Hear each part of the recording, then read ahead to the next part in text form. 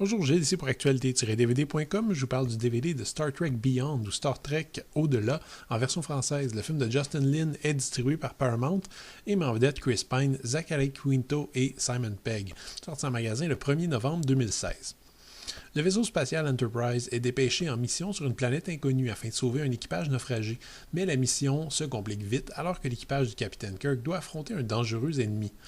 Nous sommes en 2016 et cette année, c'est les 50 ans de Star Trek, une institution vénérable dans le domaine de la science-fiction et dont l'importance est, à mon avis, quand même sous-estimée malgré le succès incroyable de la marque. Écoutez, à une époque où la science-fiction était prétexte à des délires psychédéliques, à la Barbarella, une petite série télévisée sans dessous est arrivée à nous faire croire à un futur crédible et surtout à nous faire prendre au sérieux la science-fiction. En tant que telle, c'est pas une innovation. Les lecteurs d'Asimov, de Heinlein ou d'Arthur C. Clarke avaient déjà l'intérêt philosophique de la science-fiction, mais Star Trek a permis au grand public de le connaître. Quand quelques années plus tard, Star Wars a permis à la science-fiction de devenir finalement viable commercialement au grand écran, les films de Star Trek se sont distingués en abordant là encore des grands thèmes humanistes, fidèles à la série originale et à sa suite de Next Generation. Bref, les amateurs de science-fiction et de cinéma de genre doivent beaucoup à Star Trek.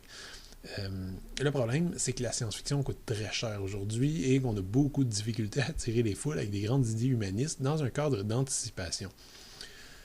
C'est J.J. Abrams, tâcheron talentueux, grand connaisseur de ce qui attire le grand public au 21e siècle, qui a remis la série sur la touche avec Star Trek et Star Trek Into Darkness, deux blockbusters bourrés d'effets spéciaux et de piou-piou qui ont effectivement redémarré la série dans une nouvelle ligne du temps.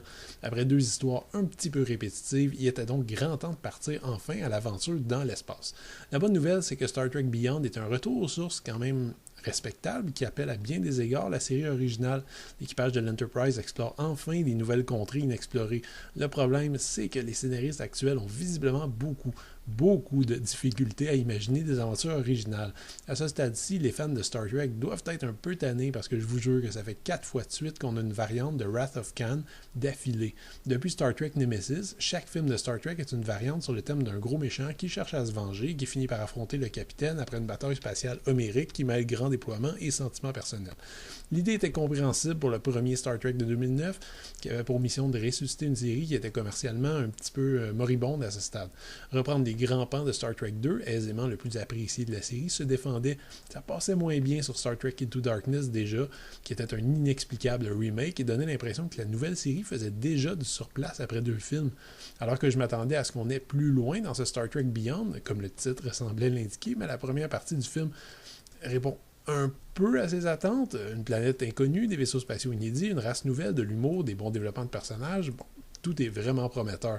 Et puis, subitement, on revient au cliché habituel, la vengeance, les scènes d'action absurdes et interminables, des chansons modernes, des méchants totalement bidimensionnels. Bref, Beyond n'a vraiment pas le moindre âme. C'est malheureusement un film d'action pur et dur avec l'apparence visuelle d'un film de Star Trek. La déception est réelle. Je pense qu'à ce stade, il en faudrait beaucoup pour replacer Star Trek dans l'état d'esprit optimiste, curieux et futuriste qui avait permis aux aventures du Capitaine Kirk de conquérir son public à l'époque. En attendant, il faut admettre que dans ce cas-ci, la mise en scène de Justin Lin est vraiment vivante, particulièrement lors des combats impressionnants en apesanteur à la fin, que les effets spéciaux sont assez patents et que les personnages sont toujours attachants, même si on sent une certaine lassitude de la part du casting. C'est un film de routine, fait pour être apprécié sur le moment et malheureusement être oublié quelques minutes suivant le générique. Le DVD présenté en 2x40 anamorphique avec piste audio en anglais, français et espagnol 5.1 avec sous-titres optionnels dans ces langues ainsi qu'en portugais. Paramount veut très clairement faire la promotion des Blu-ray, alors ne cherchez pas ici le moindre bonus sur ce DVD, vous aurez le film et c'est tout. Star Trek Beyond va décevoir les amateurs des Star Trek originaux, qui cherchent encore désespérément sans doute un peu de ce qui faisait la particularité de la série et des films à l'époque, à savoir des réflexions, des morales sur la vie, sur l'existence humaine et sur le futur de l'être humain. Ceux qui ont envie d'un space opéra clinquant, bourré d'action et d'humour, en auront sans doute pour leur argent, même si le film est hyper routinier et ne contient malheureusement pas de surprise. L'excellent casting fait ce qu'il peut avec un scénario simplifié et j'ose espérer que les producteurs prendront plus de risques pour un éventuel 4e film de cette nouvelle série. C'était Gilles, merci, bon visionnement.